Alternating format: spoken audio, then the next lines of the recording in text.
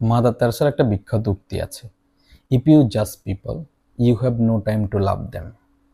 তুমি যদি মানুষকে বিচার করতে করতে সময় চলে যায়, তাহলে তুমি তাদেরকে ভালোবাসবে কখন?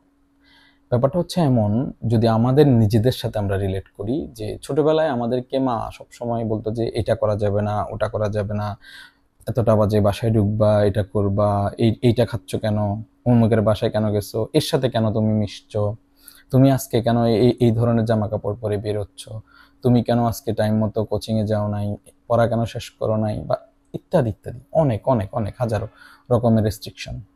তো এই রেস্ট্রিকশনগুলো দেখে আমরা ভাবতাম আমার মা মনে হয় আমাকে বোঝে না, আমার মা আমার মনের কথাগুলো বুঝতেছে না, মা কেন এমন করে আমার সাথে। আমরা সবসময় জাজমেন্টাল, যে কেন এমন করে, আমার কথা কেন বোঝে না।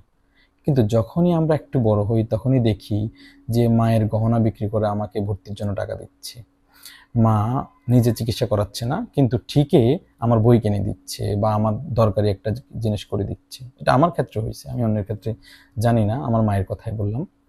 তো আমরা যদি জাজমেন্টাল না হইতাম, মায়ের ভালোবাসাটা আরো বেশি বুঝতাম, নিশ্চয় আমি আমার এফোর্টটা আরো বেশি দিতে পারতাম জীবনে।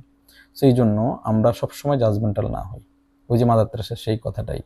অর্থাৎ মানুষকে যদি আমরা সবসময় বিচারই করতে থাকি, তাহলে তাকে ভালোবাসার সময়টা কখন পাবো? এখন মনে হচ্ছে যে আমার মাকে আমি কম ভালোবেসে ফেলেছি, মনে হয় আরো বেশি ভালোবাসা উচিত।